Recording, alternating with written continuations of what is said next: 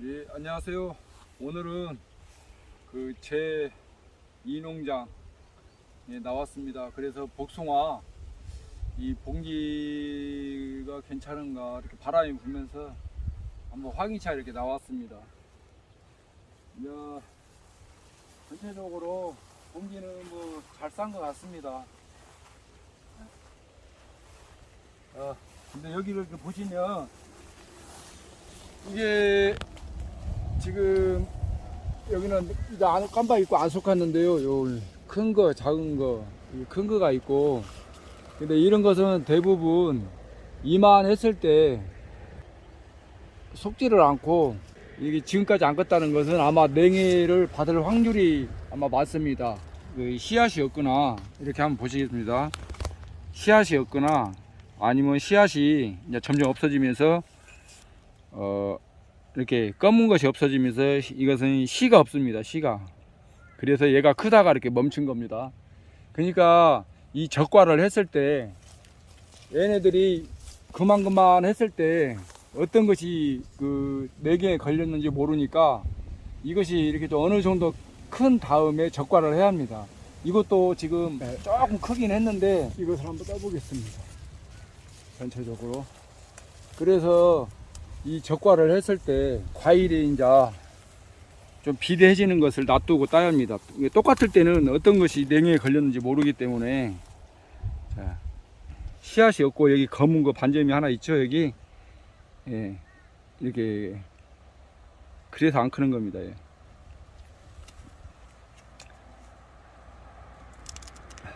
그래서 냉해가 왔을 때는 자, 이것은 검은 거에서 이제 점점 말라가면서 이제 쫀 겁니다. 이렇게. 그래서 이게 비대해지는 걸 놔두고 보면서 이렇게 솎아야 합니다. 그래서 나중에 이제 미리 솎아놔 보면 이렇게 점점 작아지죠. 말라가죠. 이런 현상이 납니다. 그러니까 과일을 조금 커졌을 때 이렇게 솎으면 됩니다. 또 유독 그런 품종들이 이렇게 많이 있습니다. 그래서 저도 7월 한 20일쯤 나오는 품종이 이런 현상을 처음에는 잘 모르고 했다가 나중에 과일이 착과가 안 돼서 지금 한 나무에 한 100개도 안 된 것 같습니다.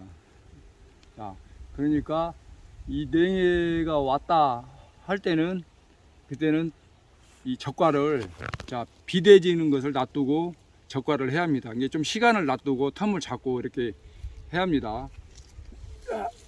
그런데 또 이렇게 큰 게 하나 딱 유독 있는데 또 여기 이렇게 신가루가 있습니다. 신가루는 나중에 충분히 먹을 수 있으니까 착과수가 없으니까 항상 놔두겠습니다. 이렇게 보면 저는 이제 조금 욕심인가는 모르는데 조금 봉지 개수를 좀 다른 사람보다 좀 많이 이렇게 착과를 합니다. 그래서 유독 복숭아가 좀 늦게, 다른 사람들도 하루나 이틀 늦게 나옵니다. 항상. 그래도 올해도 별탈 없이 이렇게 해줘서 다행이긴 합니다.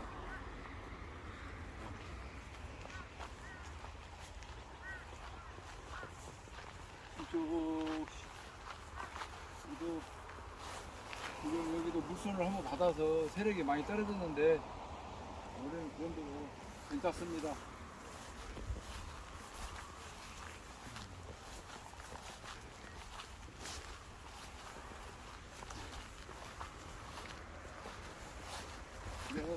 여기는 이제 제가 올 초에 이제 전지를 하면서 한 나무에 제가 최고 착과 개수 한 800개까지 달아본 적이 있습니다. 근데 확실히 많이 달다 보니까 너무 좀 늦게 나오더라고요. 그래서 보통 한 600개, 500개도 600개까지 줄였는데 좀 그 이상으로 달린 것 같습니다. 근데 아직도 과일이 잘 유지를 하면서 크고 있습니다. 그래서 이렇게 씌워보면 많이 달린 것은 더 좀 많이 달린 것 같습니다. 그래서 이제 우리 그 귀농하신 분이나 이제 복숭아 농업을 처음으로 시작하신 분들은 그 이제 그 굳이 신품종을 막 심으시려고 노력하지 마시고 이렇게 좀 복숭아 농을 아시는 분이 있으면 찾아가서 조금 이렇게 한번 상담을 해서 검증된 거, 안전하고 검증된 거, 조금 가격이 좀 적게 나오더라도 한 뭐 2만 원대, 3만 원대 나오더라도 뭐 그런 검증된 걸 우선은 신고 가셔야 합니다. 그래야 안정적인 그 수확을 할 수 있기 때문에 너무 그 신품종을 쫓아가다 보면 몇 년 허송세월을 할 수가 있습니다. 그래서 저는 뭐 이렇게 검증된 거, 이게 지금 우황이거든요. 우황은 이렇게 보시다시피 지금 이 파이프가 5m인데 5m도 지금 넘어갑니다. 진입성이. 그리고 또 개수 착과를 뭐 한 400개만 달아도 뭐 박스 뭐 한 뭐 30개만 빼도 뭐 2, 3, 5, 6 계산이 어느 정도 나오니까 성목이 됐을 때 그래도 금액이 적지 않는 금액입니다. 이게 나무만 잘 키우고 관리 잘하면 저는 뭐 최하 가격으로 한 나무에 30만 원씩 예상을 하고 있는데 뭐 이렇게 따지고 보면 적지 않는 금액이 나옵니다. 그러니까 꼭 그 좀 검증된 걸 심으셔서 어느 정도 그 안정되게 확보를 하시고 다음에 이제 좀 또 몇 년 하고 또 늘려가고 또 늘려가다가 그때 이제 신품종을 이렇게 하나씩 갈아타면 됩니다. 그래서 다시 이제 임대나 땅이 생기면 그때 이제 신품종을 안전하게 심고 또 기존에 나왔던 수익이 됐던 것은 안전하게 수익 창출을 하고 이렇게 해야 저기 실패할 확률이 적습니다. 저는 처음부터 그렇게 시작을 해갖고 이렇게 1000평부터 시작을 해서 이렇게 원농장 거의 5000평까지 이렇게 늘렸습니다.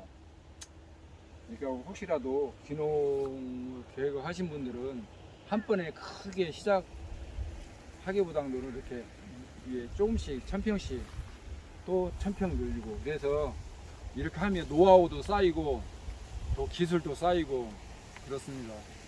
또 이렇게 늘려가면서 또 이렇게 사람들도 또 이렇게 사귈 수 있고 또 장옥반도 구성이 될 수 있고 그렇습니다. 그러니까 처음에 너무 막 크게 시작하면 몸이 지쳐버립니다. 그러니까 한번 그렇게 했으면 좋겠습니다. 지금 이 개수를 내가 시어 보니까 거의 뭐 한 280개, 300개 이렇게 나옵니다. 이게 아까 대충 시어봤는데 조금 많이 단 것 같지는 한데 상황을 봐갖고 조금 늦으면 습기가 좀 늦으면 몇 개씩 좀 띄어내고 한번 그래야겠습니까? 한번 이렇게 우황밭에 나와봤습니다.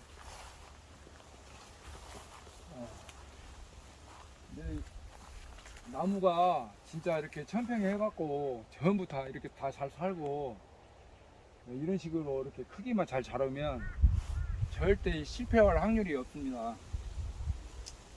그러니까 이렇게 조금 어떤 복숭아 공부도 좀 하시고 이제 저희도 이제 저희 와이프하고 저희도 이제 복숭아 그 명품대학교를 이렇게 5년 전인가 이렇게 졸업을 했습니다. 기본적인 것은 이렇게 알고 가셔야 조금 빨리 진행이 되니까 실패할 확률이 적고 그러니까 한번 이렇게 시행이나 아니면 도 그런 데서 교육을 하는 곳이 있으면 한번 가셔갖고 이렇게 하고 교육을 받은 다음에 시작한 것도 나쁘지 않다고 생각합니다. 이 복숭아는 이 수확이 식재를 한 다음에 최하 5년 후에 이렇게 어느 정도 약간 수익이 발생을 합니다.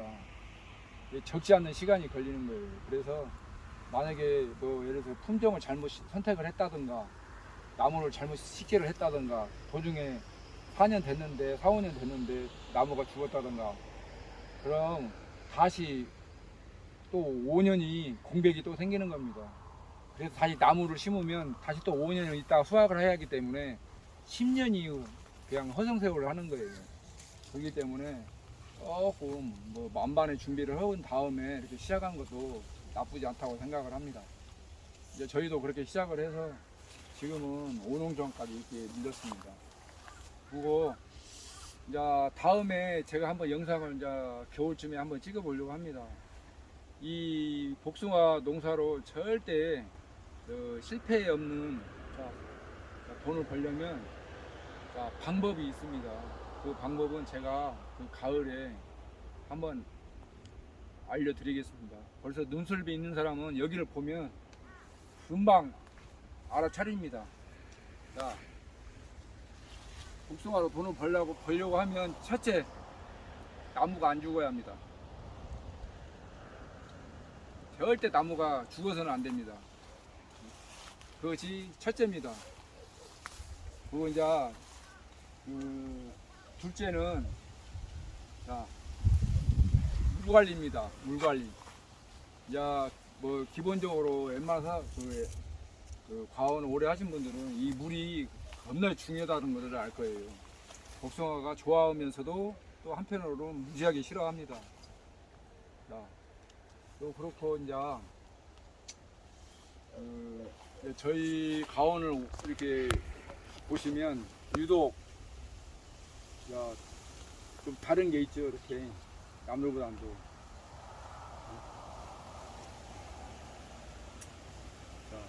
이 가수원에 물이 차면 안 됩니다. 그것은 필수 조건입니다. 그래서 한번 이제 가을쯤에 해서 제가 저쪽 아랫밭에 그 섬진강이 터져갖고 수해가 났을 때 물이 한 일주일간 찼는데 나무가 딱 2그루만 죽고 거의 다 살았습니다. 그래서 그것을 한번 영상으로 만들어 보겠습니다. 그래서 이 복숭아 농사는 원리하고 조금 공부하시고 하면 뭐 그냥 어렵게만 생각하지 않으시면 쉽게 할 수 있습니다. 오늘은 한번 이렇게 우왕 밭에 와이프하고 한번 나와서 이렇게 시간을 보내고 있습니다. 꼭 그 집에서 보내지 마시고 이렇게 복숭아 농사를 지면 복숭아 밭에 와서 이렇게 시간을 보내는 것도 이렇게 괜찮다고 생각이 됩니다. 오늘 그 영상 시청해 주셔서 감사합니다.